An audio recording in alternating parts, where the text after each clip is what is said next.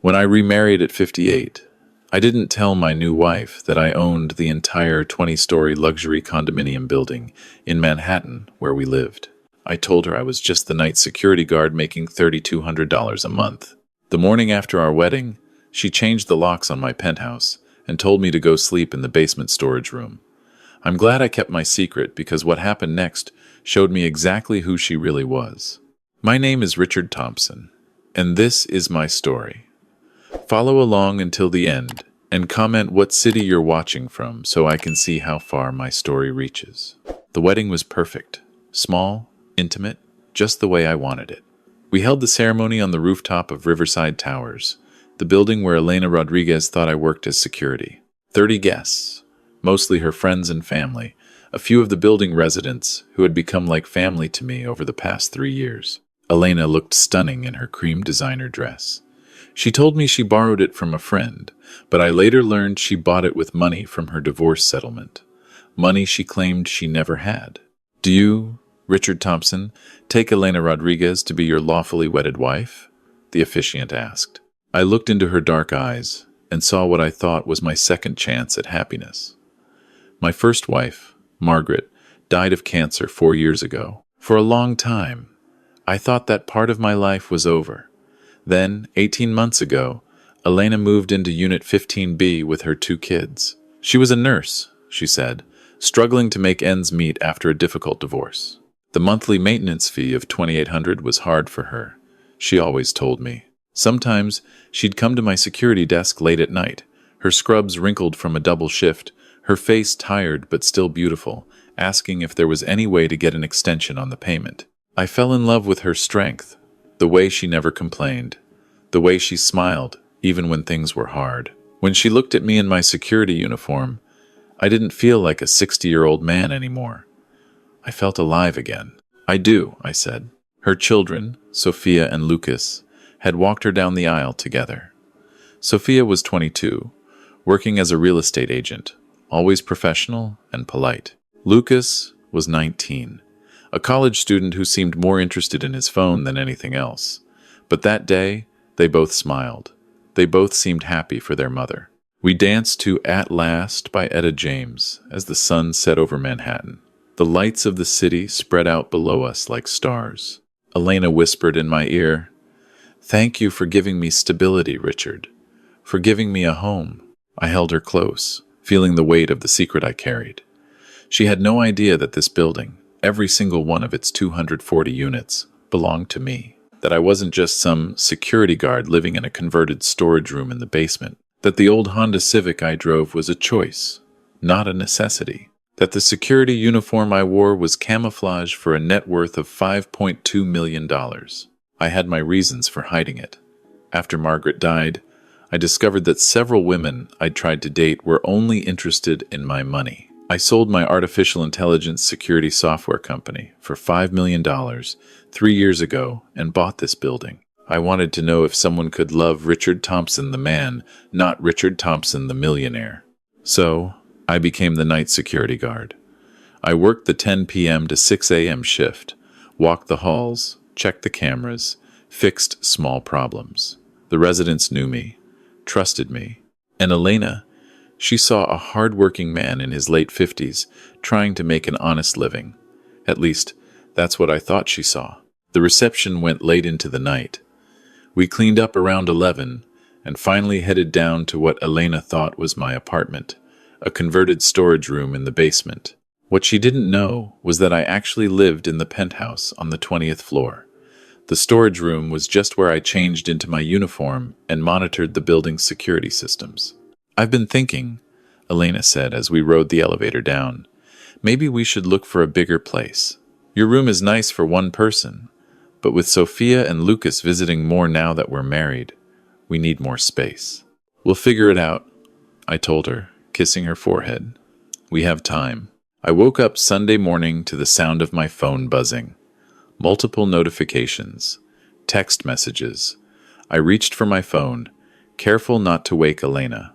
The first message was from the building's main security system. "Lock change detected, Unit 20A. That was the penthouse.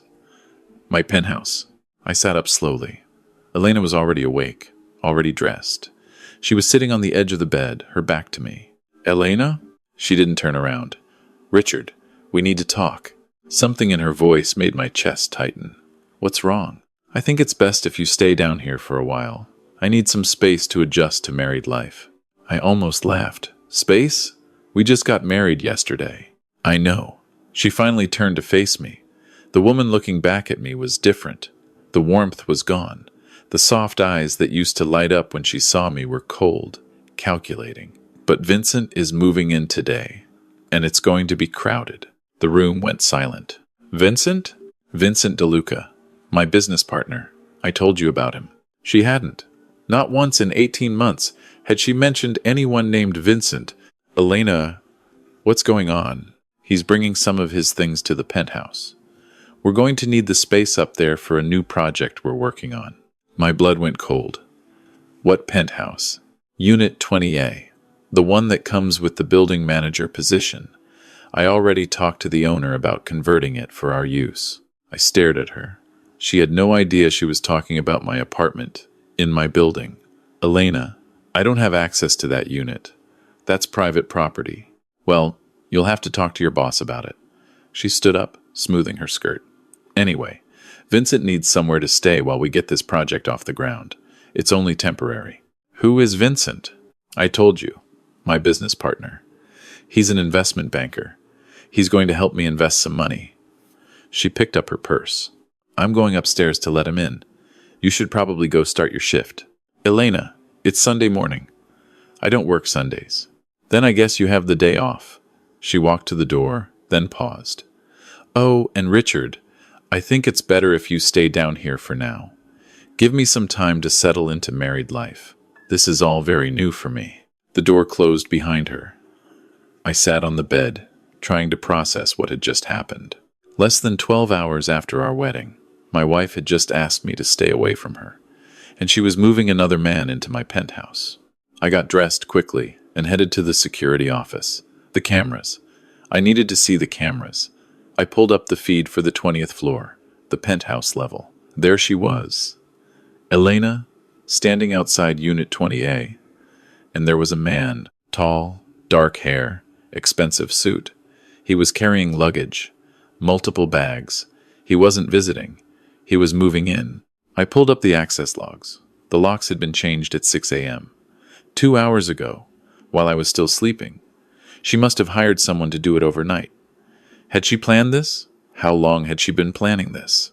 My phone rang. It was Sophia, Elena's daughter.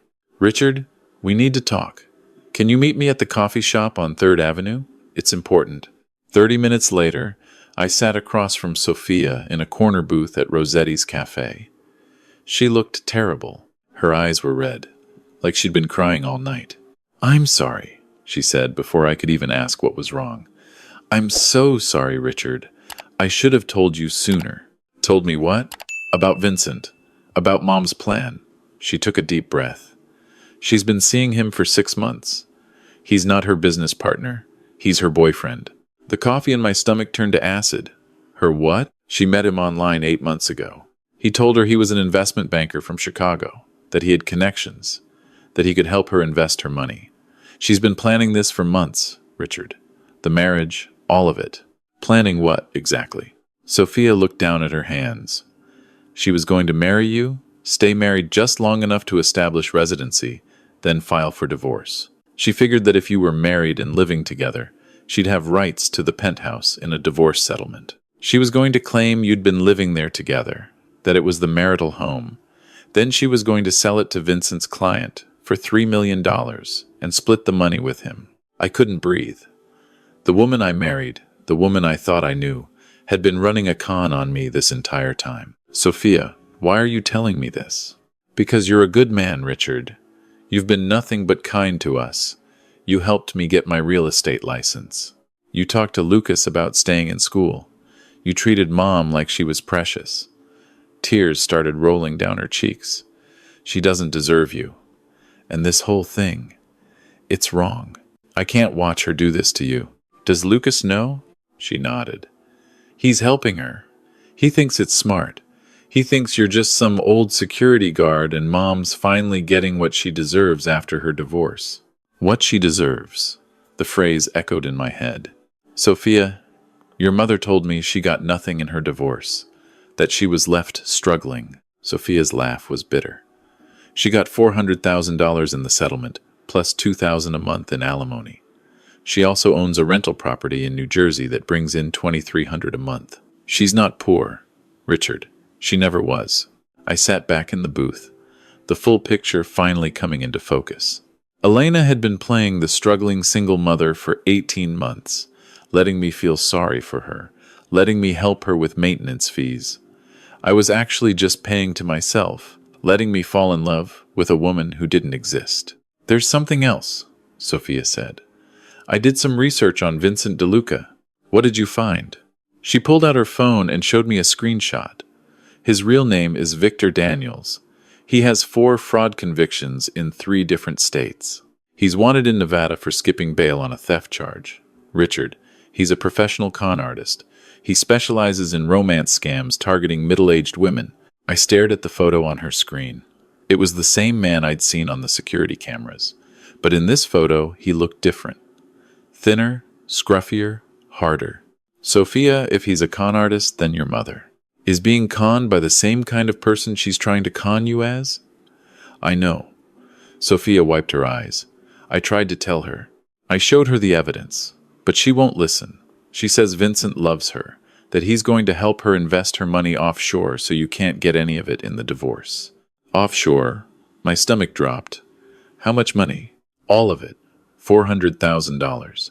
She transferred it yesterday morning before the wedding. Vincent set up an account in the Cayman Islands. He told her it was to protect her assets during the divorce proceedings. Elena had just handed her entire life savings to a career criminal. And she was so focused on trying to steal from me that she couldn't see she was the one being stolen from. Sophia, you need to get out of that apartment. What? Tonight, pack your things and leave. Stay with a friend, get a hotel, whatever you need to do. I can't just abandon my mom. You're not abandoning her. You're protecting yourself. Sophia, think about what you just told me. Victor Daniels is a convicted criminal. Your mother just gave him $400,000. Your brother is helping him plan God knows what. When this all comes crashing down, and it will, you don't want to be anywhere near it. She was quiet for a long moment. What are you going to do? What I should have done from the beginning. Tell the truth. After Sophia left, I sat in that cafe for another hour, making phone calls. The first was to my lawyer, David Brennan. He'd handled Margaret's estate and had helped me set up the legal protections around my assets when I bought the building. Richard, how was the wedding? He answered cheerfully. Interesting, David. I need you to pull the paperwork Elena signed last week. There was a pause. The maintenance fee modification forms? Yes. The ones that were actually a prenuptial agreement disguised as building paperwork. I heard David settling into his chair. She signed them without reading the full disclosure, didn't she? She skimmed them. You explained they were marriage asset protection clauses, but she was too focused on getting her daughter's apartment fees reduced to pay attention. And now? Now, my wife of less than 24 hours has moved her boyfriend into my penthouse and told me to stay in the basement. She thinks I'm a poor security guard, and she's planning to divorce me and take half of what she thinks I own. Which is, she thinks I might have 40 or 50,000 in savings. She has no idea about the building, the investments, anything. David was quiet for a moment. Richard, you know what you need to do. I know. I'm coming to your office tomorrow morning. We're filing for divorce. Grounds, fraud, misrepresentation, and breach of marital contract. My second call was to Detective Michael Torres at the Manhattan North Precinct. I'd worked with him before on security issues in the building. Detective, I need to report a wanted fugitive currently residing in my building. That evening, I sat in my security office watching the cameras. Elena was in the penthouse, my penthouse, laughing with Vincent. Lucas was there too, the 3 of them drinking champagne, celebrating their victory. They had no idea that every word they said was being recorded by the security system I'd installed personally. At 8 p.m., there was a knock on my office door. It was Sophia, carrying 2 suitcases. I'm leaving, she said. "I'm staying with a friend in Brooklyn. But Richard, I need to show you something first." She pulled out her phone and played a video. It was shaky, clearly filmed secretly, but the audio was clear. Vincent's voice. "The offshore account is set up. Once we get the penthouse sold, we split 3 million 3 ways. Your mom gets 1 million, you get 1 million, I get 1 million. Easy money." Lucas's voice. "What about the security guard?" Vincent laughed. "What about him? He's nobody. He'll get whatever the court says he deserves in the divorce, probably half his savings, maybe $25,000. Your mom will pay him off, and we all move on. And the old lady on the 15th floor, Miss Abernathy, we'll handle that next week. Sophia said she has an art collection worth at least $500,000. We just need to get into her apartment." My blood turned to ice. They weren't just planning to con me. They were planning to rob my tenants. "Sophia, have you shown this to your mother?" She shook her head. "She won't listen to me anymore, but I thought maybe you could use it."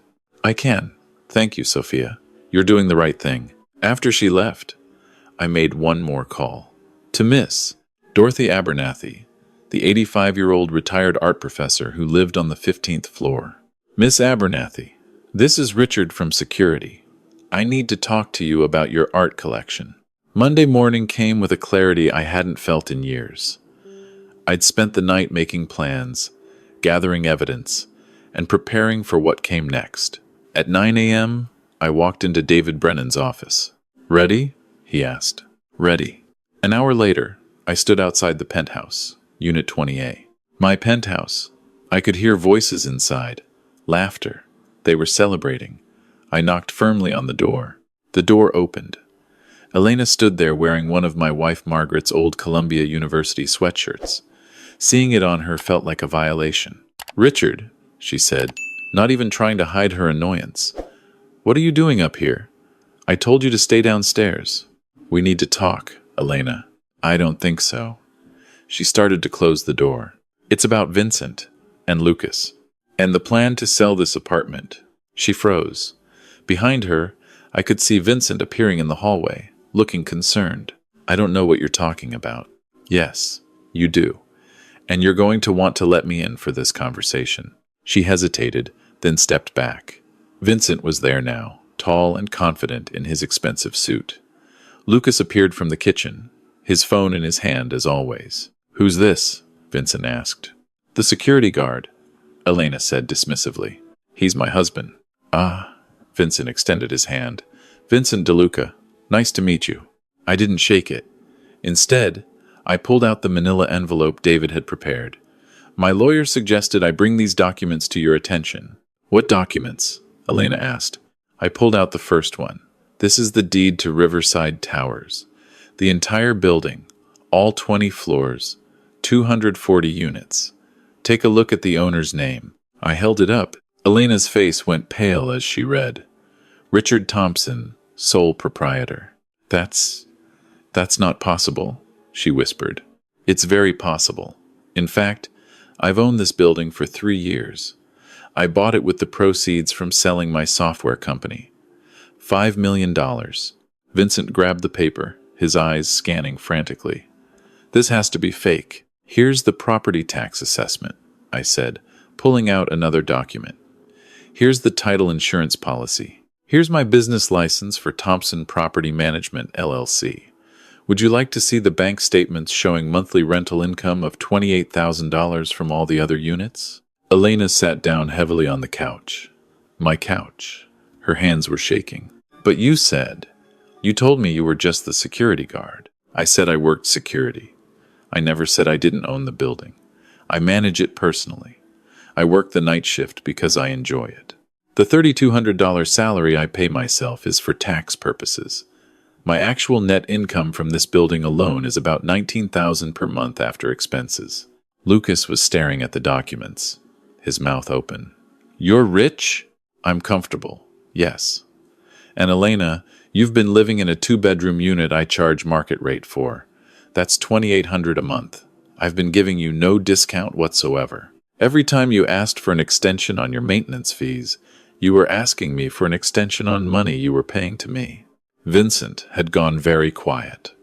I could see his mind working, recalculating. Here's where it gets interesting, I continued. This is the prenuptial agreement you signed last Tuesday. I never signed a prenup, Elena said quickly. You did. Right here. I pointed to her signature on the document. You thought you were signing forms to reduce Sophia's apartment fees and get Lucas permission for overnight parking. But David explained every document you signed. You just weren't paying attention. Her face crumpled. You tricked me. I protected myself. And David was very thorough. He explained that these documents included marriage asset protection clauses. You chose not to listen because you were too focused on what you thought were tenant benefits. I turned to Vincent. And you, Vincent DeLuca. Except that's not your real name, is it? For the first time, Vincent looked nervous. I don't know what you're talking about. Your real name is Victor Daniels. You have 4 fraud convictions in California, Nevada, and Arizona. You're wanted in Nevada for skipping bail on a grand theft charge. You specialize in romance scams targeting divorced women between 40 and 60 years old. Elena's head snapped toward Vincent. What? He's lying, Vincent said quickly. I pulled out my phone and opened the police database Detective Torres had sent me. Here's your arrest record. Here's your most recent mugshot from 2 years ago. Here's a warrant for your arrest. Elena grabbed my phone, her hands shaking as she scrolled through the information. Victor? Your name is Victor? Elena, baby. I can explain. And the offshore account? The one you set up for my $400,000? His face went white. How did you... Sophia recorded you. I pulled out another phone, Sophia's phone, and played the video. Vincent's voice filled the room, casual and confident, discussing the plan to split $3 million, to rob Miss Abernathy, to con everyone. Elena's face went from pale to gray. My money, the $400,000. Where is it? Vincent was backing toward the door now. It's safe. It's in the Cayman account. You just need to... There is no Cayman account, I said. Detective Torres checked. The account you showed her is fake. The routing numbers don't exist. Your money is gone, Elena. Victor here has already transferred it to one of his other accounts under a different name. Elena stood up slowly, walked to Vincent, and slapped him hard across the face. You stole my money? I can get it back. I just need time. You stole from my mother? Lucas stepped forward, and for the first time since I'd known him, he looked genuinely angry. There was a knock at the door. I walked over and opened it. Detective Torres stood there with 2 uniformed officers. Victor Daniels? Torres asked. Vincent bolted for the balcony, but Lucas, surprisingly, grabbed him. You're not going anywhere. The officers handcuffed Vincent while Elena stood frozen, watching her world collapse. Elena Rodriguez? Torres turned to her. We need to ask you some questions about financial transactions and potential fraud conspiracy. She looked at me, tears streaming down her face. Richard, please. I didn't know about Victor. I thought. You thought you could marry me, pretend to love me, divorce me, and steal what you thought was half my assets. The only difference between you and Victor is that you picked the wrong target. Detective Torres escorted Vincent out. As they passed me, Vincent looked back. You think you're so smart, old man, but you're going to regret this. The only thing I regret, I said, is not seeing through you both sooner. After they left, Elena collapsed on the couch, sobbing. Lucas stood awkwardly by the window, unable to look at either of us. What happens now? She whispered. I pulled out the divorce papers David had prepared. Now you have 30 days to vacate this apartment. These are divorce papers. I'm filing on grounds of fraud and breach of marital contract. Given the evidence of premeditation and your false claims about your financial status, my lawyer assures me this will be quick and entirely in my favor. I have nowhere to go. You have a rental property in New Jersey that generates $2,300 a month. You have alimony of $2,000 a month. You're not homeless, Elena. You're just not getting my money on top of your money. What about Lucas? I looked at the young man by the window. He finally met my eyes, and I saw something there. Shame, maybe even regret. Lucas can make his own choices. He's an adult. But if he wants to stay in this building, He'll need to find his own apartment and pay his own rent like everyone else. And Sophia? Elena asked. Sophia made her choice when she chose to tell the truth. She has a job opportunity if she wants it. I'm looking for an assistant property manager. As I walked to the door, Elena called out, Richard, wait, I'm sorry. I know you have no reason to believe me, but I'm sorry. I thought I was protecting my future, and I destroyed everything. I turned back to look at her one last time. Elena, you didn't just destroy our relationship. You handed your life savings to a career criminal. You involved your son in a plan to rob elderly people. And you threw away something real for something fake. I hope someday you understand the difference. 3 weeks later, I sat in my penthouse, the real one, looking out at the Manhattan skyline. The divorce was proceeding quickly. Elena was cooperating with the FBI's investigation into Victor Daniels, providing evidence that helped them connect him to 18 other victims across 4 states. Lucas had been arrested for conspiracy to commit robbery after Detective Torres found text messages between him and Victor planning to break into Miss Abernathy's apartment. He'd been sentenced to 2 years, eligible for early release in 10 months if he completed the rehabilitation programs inside. Sophia had convinced him to sign up for electrical training. Maybe he'd learn an honest skill. Sophia was working as my assistant property manager now, learning the business, helping me implement new security measures to protect residents like Miss Abernathy and the Goldsteins, the elderly couple on the 16th floor who had also been targeted. Elena had moved back to her rental property in New Jersey. Her money was gone, probably scattered across a dozen different accounts under a dozen different names. The FBI was trying to trace it, but Victor wasn't talking. She'd gotten a job at a veterans hospital, her first real full-time nursing job in years. Sophia told me she was attending a support group for fraud victims. There was a knock on my door. I opened it to find a young woman, maybe 35, holding a clipboard. Mr. Thompson? I'm Janet Coleman from the Manhattan Community Safety Coalition. Detective Torres said you might be interested in speaking to our property owners group about protecting elderly tenants from financial fraud. I smiled. I'd be very interested in that. Please, come in. As I made coffee for us, she told me about the program. Other building owners who wanted to learn how to spot the warning signs, how to protect vulnerable residents, how to create safer communities. We're planning a series of workshops, she said. Detective Torres has agreed to present, and we thought hearing from someone who actually prevented a crime might be valuable. I'd be happy to help. After she left, my phone rang. It was Sophia. Richard, I wanted to give you an update on my mom. How is she? Different, quieter. She doesn't talk about money anymore. She's been going to therapy, working at the hospital, trying to help the FBI track down Victor's other victims. Sophia paused. She asked me to give you something. What is it? A letter. I can drop it by later if you want. That evening, Sophia brought the letter. I waited until after she left to open it. Elena's handwriting was careful, measured.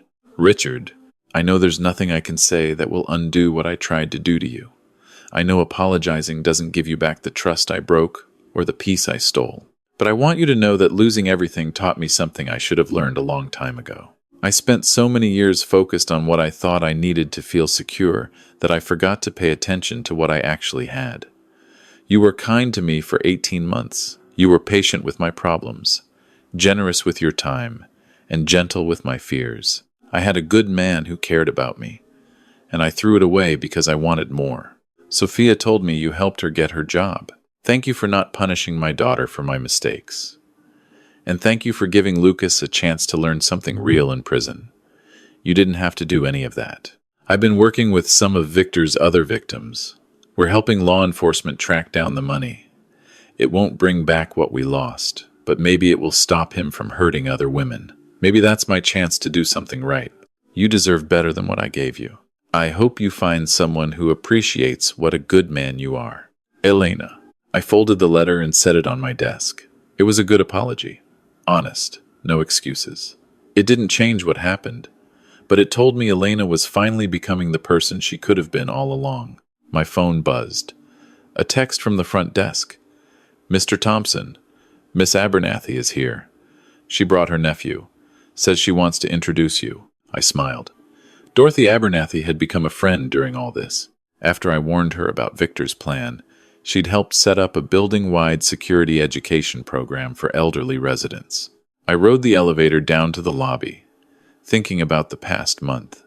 I'd been married for less than a day to a woman who tried to steal from me. I'd discovered that trust was harder to give than money. But I'd also learned that sometimes protecting people meant letting them face consequences. Elena lost her money but found her integrity. Lucas lost his freedom but gained a chance to learn honest work. And I lost my anonymity but gained a purpose. Miss Abernathy was waiting in the lobby with a tall man in his 40s. Richard, this is my nephew, James. He owns a building in Brooklyn.